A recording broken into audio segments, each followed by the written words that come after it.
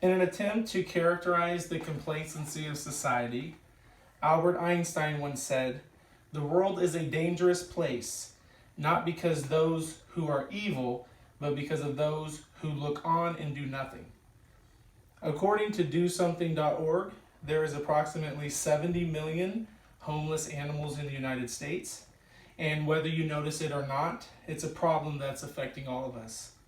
According to PETA.org, every year, approximately 6 to 8 million cats and dogs are sheltered, and half of them are killed. Now we're talking each year. My name is Persuasive.Humphreys, and I have 3 dogs and a cat. All of my animals have been adopted. To prepare for this speech, I researched animal advocate organizations such as PETA, Animal Humane Society, the ASPCP, and today what I want to talk to you about is why homelessness is a problem and show you an easy way to give back and make a huge difference. So what is the big deal? Why is animal homelessness there? The main reason is that there's more unwanted animals and not enough adopting homes in the country. That's why shelters are needed. It's a numbers game. According to PETA.org, there are 3 reasons for this outrageous number of unwanted pets. People neglect to spay or neuter their animals. People are buying animals from breeders. People eventually give up on their companions because of inconvenience or too much work. This problem is not only current, but it will continue to get worse. According to PETA.org, 1 dog and its offspring in 6 years can potentially produce 67,000 puppies. And that same study said that 1 cat and its offspring can potentially produce 370,000 kittens in just 7 years. These are astronomical numbers, and that's why we need local organizations such as the Friends for Pocatello Animal Service, the Pocatello Animal Service, Animal Services, the Idaho Humane Society. All these organizations rely heavily on community involvement and community funding to maintain the activities to help fight animal homelessness. And I know most of us, we are dog lovers, we have animals in the past, and we're also compassionate towards those animals. Just think about it for a second. Your animal that you have at home, what would happen to it if you didn't feed it, shelter it, give it companionship? What would that look like? And I just want you to think about, why would these abandoned animals that need our help, why would it be any different for them? They need us just as much as our animals at home need us. And I do realize most of us want to help, so I do have a very easy, fun way to help get involved.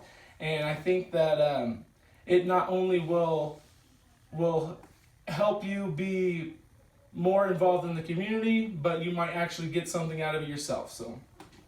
The Pocatello Animal Shelter is holding its 22nd annual Run with the Big Dogs 5K in Ross Park.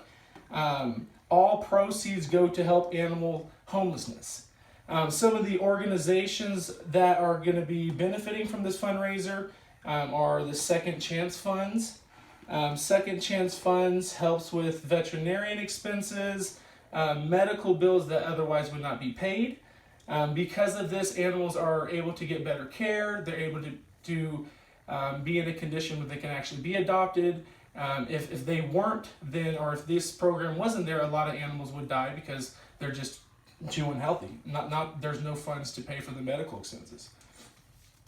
The second program is called Cell Dog Program.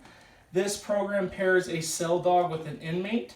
And what the inmate does is it trains the dog to learn basic commands, and in hopes that it builds stronger relationships, it becomes more desirable, and it improves its chance on being adopted. Upon completion of this program, the dog is certified as a good citizen canine.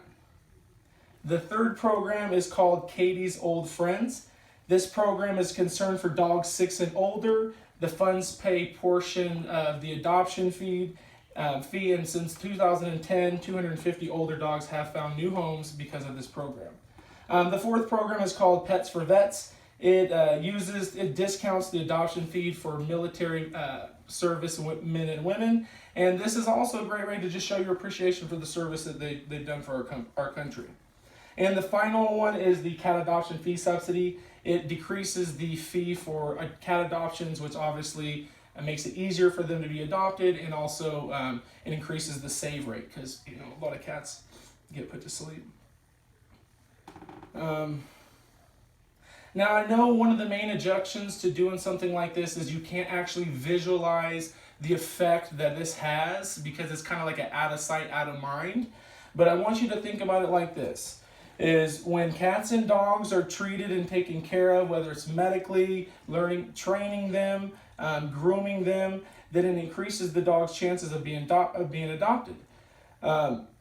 You're not going to, or the car, if you go to a car lot, you're going to buy the car that looks like it's been taken care of, or the car that looks like it's been to the ringer.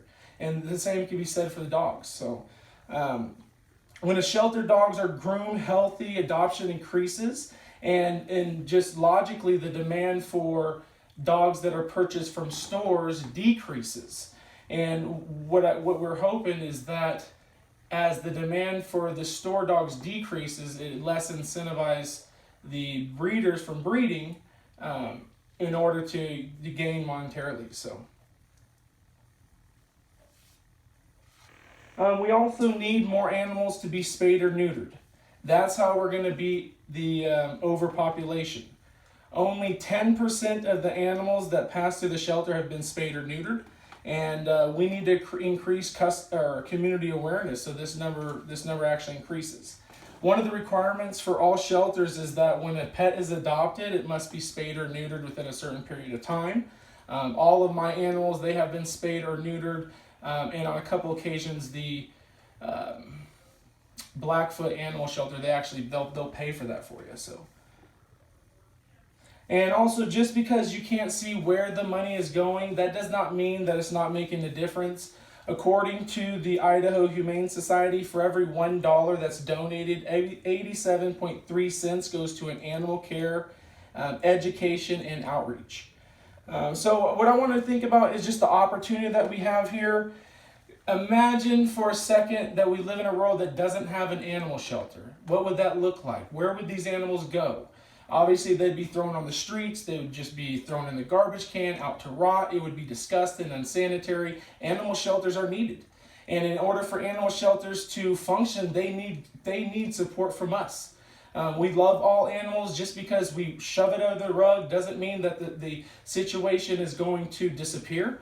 And I believe today we need to do something about it. So, for every 50 dogs that get spayed or neutered, that prevents about 30,500,000 new puppies from being born.